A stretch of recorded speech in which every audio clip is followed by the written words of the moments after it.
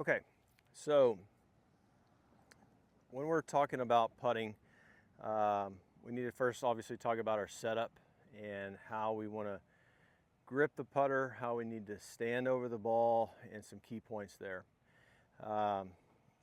You want when you're gripping the putter, you want your palms kind of facing upward or inward. You don't want your palms facing down like you might have on your actual golf grip. So what I tend to do is kind of put my thumbs down the flat part and get my palms facing upward. That allows me to not be able to turn the face very much. Okay. One thing that I have a golfer go through is if you bend your elbows and put your palms under the shaft like this and get your elbows to touch your ribs, and then bend at the waist from there, holding your arms in place but then dropping your hands down. That'll get you this feeling of bending your elbows while they're still kind of touching your ribs, so that our arms aren't flared out here and our arms aren't way out here. They need to be pretty close to our ribs. Okay, so let's everybody get set up here and let me look at that. There you go. Good, good. Yeah, that looks pretty good. We want to see the ball below our eyes at address. So what you can do is set up over a ball, put a ball next to your eyes and drop it, and that ball landed maybe right there. So mine is pretty close to underneath my eyes. We want the ball position. What you're really saying is directly below your eyes. Yeah. Vertically. Correct. Like that. Okay. Correct. Yeah. Okay. Because we don't want to, be out here like this, because then we're going to arc the putter too much. Okay. When we set up to the ball, from this perspective, we need the ball in the front part of our stance. What we're trying to do is hit up on it like a driver, get the ball rolling end over end. And if I have it too far back in my stance, I'm going to hit down on the ball, make it skid, and it's not going to roll. Okay? You guys watch that camera right behind you there. So, it's in regards to our putting stroke itself, let me ask you a weird question. So, if I asked you to draw a horizontal line in the air with your finger, how would you do that? Straight out. Okay. Okay. So nobody's going like this. No? But a lot of people Give us time. But a lot of people putt like that. Okay? So if you can draw somewhat of a straight line with your finger, you can draw a straight line with your putter. And that's how we need to look at it. Okay? So if I'm holding my finish, then I have that defined ending position. And that's just like what we talked about with the upside down swing. Okay, it translates into every aspect of the game.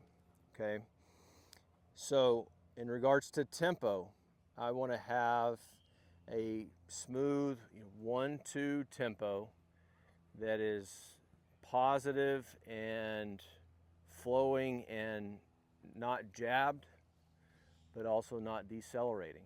Okay, so I'll do a drill with golfers where I have them take the putter back, hold it for 2 seconds, and then swing and hold it here. So we would go, and that gets you in this feeling of letting the putter fall through the ball, and you're not gassing it, and obviously you're not decelerating. So if we can get that tempo, the defined ending position, then we can really boil it down to one variable in our putting stroke, and that is length of your backstroke. Okay, so if I had 25 to 30 foot putt, or if I had a tap in, then I want to make the same tempo. Like this putt here I'll hit this a couple times.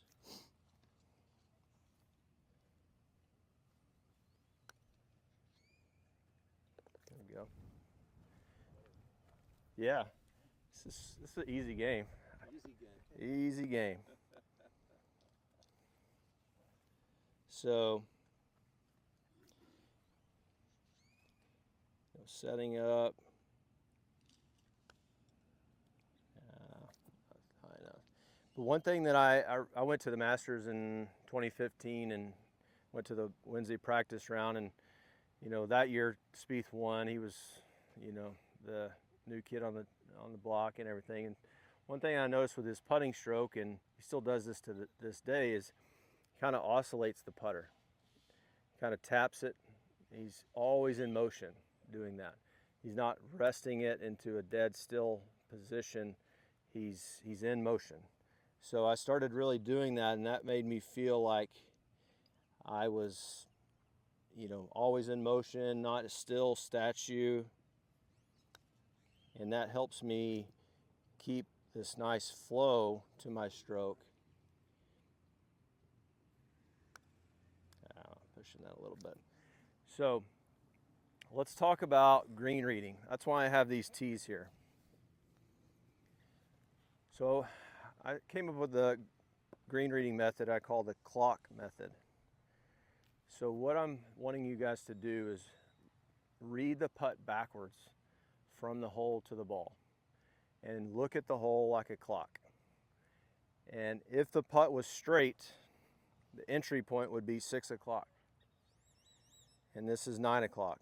So obviously we can look at it and see that it generally goes to the right. So I need to determine how much right. A lot of golfers will say, well, this is going to go to the right, I'll hit it left of the hole. Well, how much? So you don't have a defined, precise spot. So what I would do is stand over a 2-foot imaginary putt and determine the severity of that break. And if I think, well, this is going to break a lot from 2 feet, then my entry point is 8 o'clock. If I don't feel like it's going to break a whole lot, then it's maybe 7 o'clock. Okay, so this is a little bit in between, as we've already seen, but let's say it's 7, and I'm going to draw a 2-foot line from that entry point and put it just outside, put a tee just outside that spot, and that's going to be my break point. So what I want to do is imagine that now I have a straight putt, and I'm going to roll it just inside that tee, and hopefully it'll curl in at 7 o'clock. So I'm trying not to look at the hole much. I'm just looking at that tee. Okay, so I executed that pretty well, and that's what I want you to get from this method. Is not only is it a process to read the greens, but it's a process to evaluate your putting. So I hit my spot and hit it past the hole, but it didn't go in. So I hit a good putt, I just played too much break. So getting that perfect read is hard. I mean, it's a guess, but at least I have something to go off of. Might be too low, I don't see.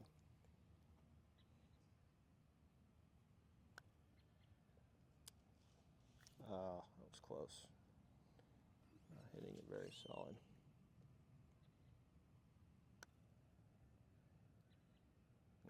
Okay, a little bit more speed, that might go in. Does anybody have any questions on that? Okay, the clock face. Yes. If your ball position is here, then wouldn't the clock face be turned where 12 o'clock was directly opposite you on the hole? Isn't that what you're trying to do? And 6 o'clock is directly between you and the hole? Yeah. I might have these tees off. See, that's what there.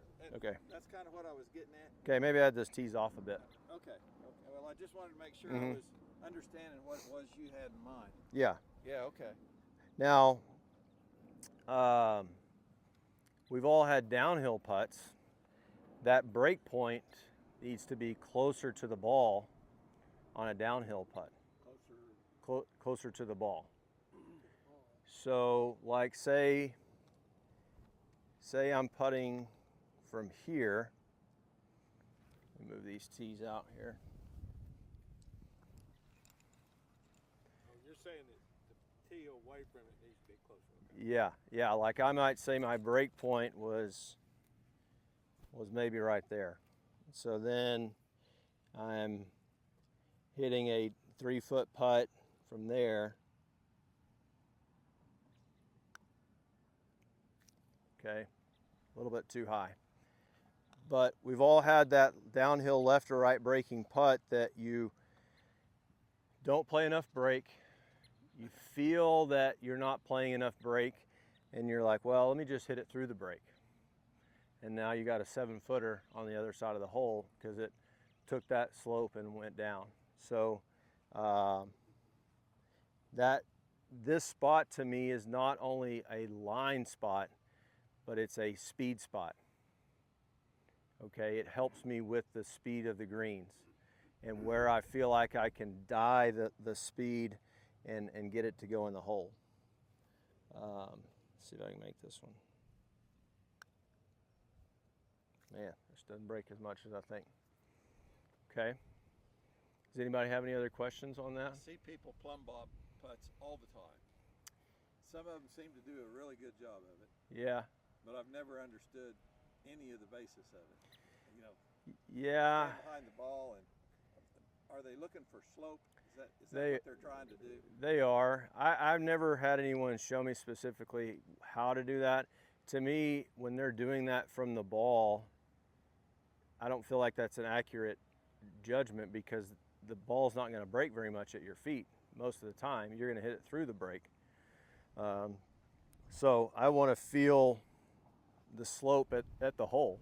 Yeah, gotcha. You know what I mean? And every pro you watch does it that way. Mm-hmm. They go up and stand by the hole and imaginary putt it from there into the hole. And that's the spot they pick. Yeah. From back there. Correct. They just can't put a tee down.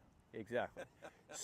Exactly. So what you need to do is find a blade of grass, find a discoloration in the green, have it be like a flashing light. Hit me, hit me, hit me, and you just putt to that spot. To me, that helps me just flow and not worry about making it. Just get it rolling on the right speed on that line, and it's a crapshoot. I mean, the pros don't make putts, and they're good putters.